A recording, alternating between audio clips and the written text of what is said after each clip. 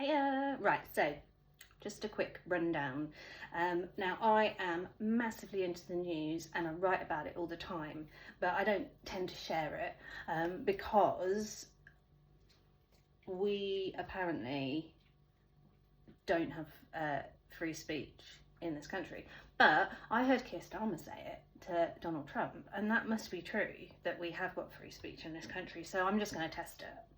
I just watched a Channel 4 news bulletin about South Africa and immigration, and the fact that there is a man there that's called, he's been given the name by his people, his followers, as Father of the Nation. He is protecting the manhood and teaching the manhood in a traditional Zulu country to young men. They want to reclaim their heritage, they want to protect their heritage, and since illegal, undocumented, however you want to call them, I would just call them illegal immigrants, have been arriving, the public services have collapsed, welfare states collapsed, everything's collapsed. You've got gangs of African men that should not be there selling drugs. South Africans have become hooked on drugs, and this man gave people the 30th of June to leave South Africa. Now, he has said that he absolutely does not wish harm on anybody and is not threatening to hurt or endanger anyone's lives. But I've just watched it, and the immigrants very much feel like their lives are in danger. So they have packed up and sold everything that they've owned so that they can get to, I think it's Durban, where there's a camp that they all need to get buses and things to this camp in Durban where they will be taken back to their countries. And I was just very interested in it all because firstly, Channel 4 are doing this. It was a Channel 4 news. It was a lengthy piece as well. And I thought, now, let's say that Channel 4 did a news bulletin on Tommy Robinson. And they followed Tommy Robinson and his followers, and they said the exact same things. And Tommy Robinson wouldn't say that because I don't think he's actually got an issue with immigration. His issue is Islam, the Islamification of England and the West. And I have the exact same issue. I am not with this at all. There are 50 plus countries in the world that Muslims can live in, that they are dedicated Muslim countries. If you want to be a Muslim and you are so offended by a free world, don't live in England, because England is an absolute hub of freedom. That's exactly what it should be. And we should be able to say whatever the hell we like. If you're offended, I'm sorry that you're offended, maybe, but not really. Don't deal with it. People have said things to me that were offensive. You just have to deal with it as an adult. You can't get angry or violent. That is not the way that a civilized society conducts itself. It's supposed to have debate, it's supposed to have conversation, and if you shut down those debates and conversation, it doesn't stop the problem, it just makes people really angry, and you just build and build and build this little powder keg until something explodes within it, such as, let's say, the Southport riots. Now, the Southport riots, absolutely valid. I don't condone violence against anybody. But that crime was so horrific that people felt like they needed to take to the streets. Well, what else can they do? They haven't got a voice. They've voted in many times to say we do not want immigration anymore.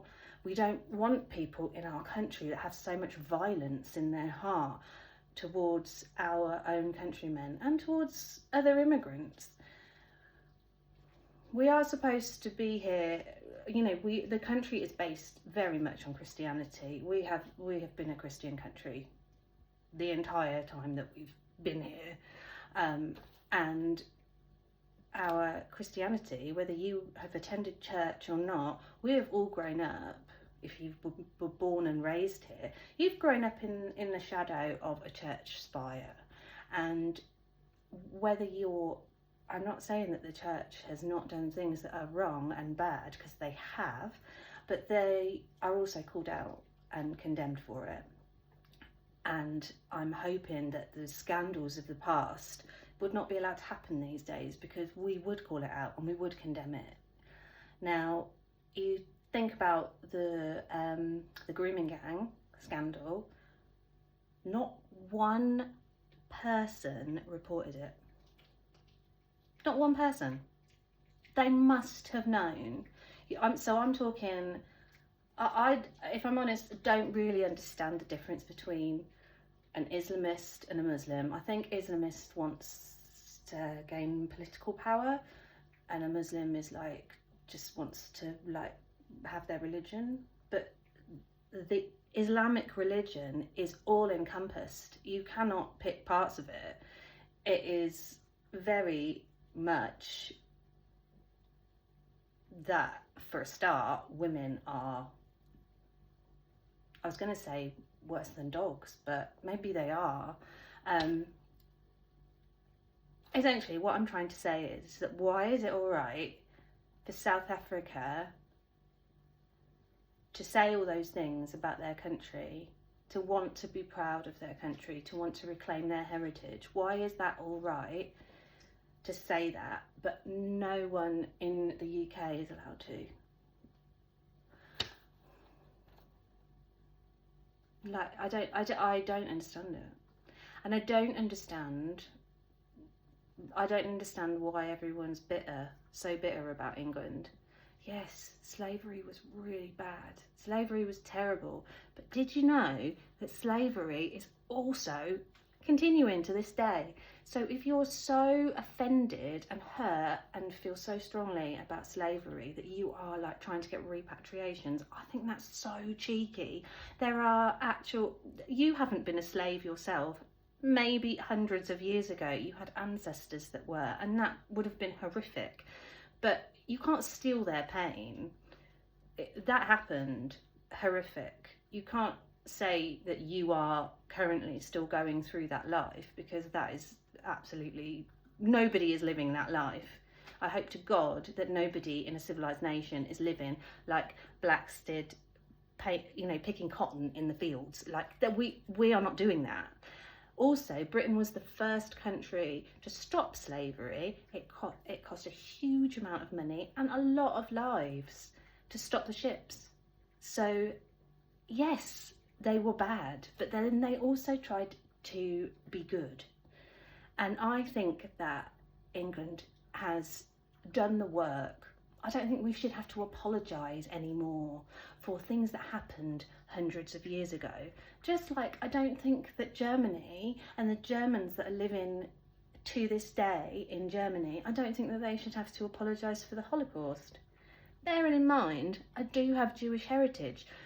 And when my family moved here, so way before I was born, but I'm a mix of everything, but I was born and raised in England, and I feel very English. I think I'm quintessentially English, if I'm honest. But if you wanted to run my DNA, I'd have a mix of everything. I mean, but my grandfather was given a visa to live in this country. He was a Cypriot Greek, because they had fought for the Allies in the Second World War, and they needed people to come and rebuild. I'm not talking about bricks and mortar, I'm talking about investment. They needed men in the country to start coming in and work, that kind of thing. So he was a very, very young soldier, and he came here. The first thing he did, found a girl. She was a London girl through and through, had been for generations and generations, married her. When he married her, he changed his surname, so that he would blend in, basically. He would it would sound like a British name. He wanted to be English. He wanted to be British, and he was really proud of it. And he raised 2 sons. I think they visited Cyprus a few times, but his life was here. And when his wife died, he moved back to Cyprus when they were, pensioners, and died in Cyprus. But the point is that his aim to come here was to build the British dream, to be safe, to be able to have a wife, a family, to buy a house. He was a barber. He ran his own business for years. Him and his brother, they were barbers together. He paid his taxes, all the things that an immigrant is supposed to do, and he did it legally. And lots of people do it legally. And if there aren't routes to do it legally, then maybe you just can't come here. Like, maybe not everyone is entitled to live in the UK. I know, it's a crazy notion, because we're a tiny island, actually, aren't we? And we have had an influx of a population. And it's not just... The thing that worries me is that the people that are coming are so anti-English. Why do you want to live here if you can't... If it freaks you out to see the English flag, then I feel really sorry for you. And I think that you should probably not live here, because the English flag should be everywhere. It's our flag. We should be proud of it. I can appreciate that it might be controversial in Northern Ireland and Ireland to fly the British flag. The Troubles were more than Troubles, and they were not that long ago. And the Troubles are still kind of happening. So I can appreciate that flying a flag over there might be controversial, but I wouldn't go to another country and randomly fly my flag unless I was going to a sporting event. So you've got people that are people that are immigrants to immigrants saying, why are you supporting England? I just literally heard Shady Shay. If you don't follow him, you should. He's really brilliant. He's a really cool guy, and I feel cool when I'm watching him. And he's what do they say? He's based. That's the new word, and it's based. It means talks facts, and he knows what he's talking about. Shady Shay. And he was saying that somebody asked him the other day, why are you supporting England? And he said, now, I don't know if this isn't a direct quote, but he said something along the lines of, I support the country that supports me. But, well, that is such common sense. If you're coming here from a war-torn country that's been devastating to you, and you're so desperate that you have to get on a boat, apparently leave your wife and kids at home, you're so desperate, and then you come here and you hate the place that you're in, and you hate the fact that girls are allowed to have freedom, and you hate whatever, then don't come. Don't be miserable, and don't spread your misery onto us either, because I actually love this country, and I feel very lucky and blessed that I was born here. And if you were born here, you should feel lucky and blessed as well. Unless your parents were illegal immigrants, and then maybe you need to sort some paperwork out yourself. Essentially, I just want people to abide by the law and be kind and allow us to be patriotic. So anyway, the point of this was that if you are so anti-colonialism and you hate England so much, but you support the rest of Europe, that doesn't make sense either, because we were all guilty. And also, if you hate colonialism, then please stop coming. Because what you're doing is colonising our country. You're saying that we're not allowed to be proud of our heritage. And I'm not saying everybody. I think there are a lot of people that come here and they feel very much proud of it. But they aren't the doctors and engineers that are coming over on the boats that we pay an absolute fortune to house when we've got homeless people sleeping on the streets. There was a nurse the other day that was made homeless. She was given a tent, a female, like 20 odd, 30, whatever, given a tent. Where's her hotel room? Because to me, I'd much rather be supporting her than some random that could have come from anywhere, believes anything, could be coming here with a vicious intent, which some people do, and we have to be able to question if they do follow the Islamic faith, then they are probably not going to be happy with the values that we have in this country. And if you don't know what the country's values are, then think what you do on a daily basis, or think what you've done in your life. So, for instance, I've been to school. I had free education for, I think, well, I had it till I was 16, but I think now you get it till you're 18. And I think you also get it younger than I would have got it as well, because I'm a bit older. So you get educated, and that is a value that we really put a price on. We say, we want you to be educated. We want you to be able to write your CV and be able to get a job. Stop using AI, or else you won't be able to. Reject AI. So what I'm trying to say is that common sense needs to return.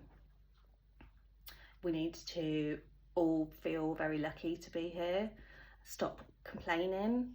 I think that if we were allowed to have pride in this country, people would be less depressed. You might have more people at work.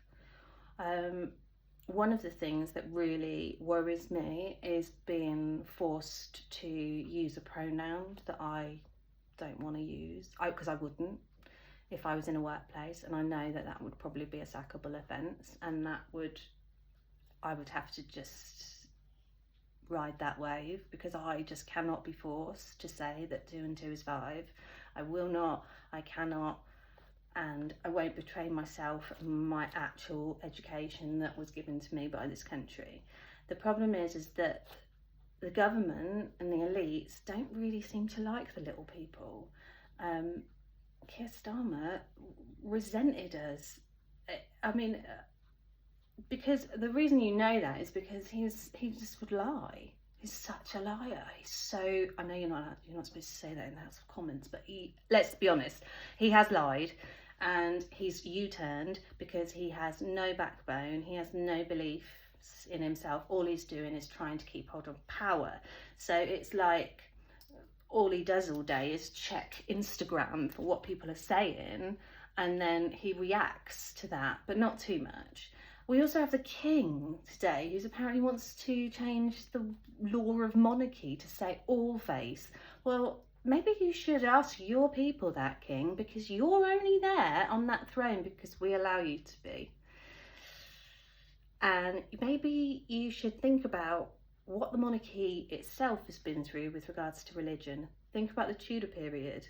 Think about Bloody Mary, why she was called Bloody Mary. Think about all the people that lost their lives to fight for religion in this country. And the reason that we are not a violent nation is because we're Christian. We're charitable. Be kind to thy neighbour. You might not be particularly religious, but you will have Christian values because that's what you will have been raised in. So, you should believe in 2.4 children, I'm not saying you can't be gay and have kids. I'm saying you should believe in the sanctity of marriage and having children and families, and that your children will be better off than you in terms of money and environment and everything, because that's always been the way, that the next generation will be better off than us. And I kind of feel like that's changing, and it shouldn't. We need a government that like us and want to invest in us and want to enforce our laws, stop people trying to invade our country, which they absolutely are, and they do so on a daily basis, especially during the summer months. And we need to start turning the boats around, and also deportation. Basically, anyone that's come in illegally cannot stay. That is my opinion. That's just my opinion. It's just my opinion. So there you go. good luck, England. If you live here, then support the country that supports you.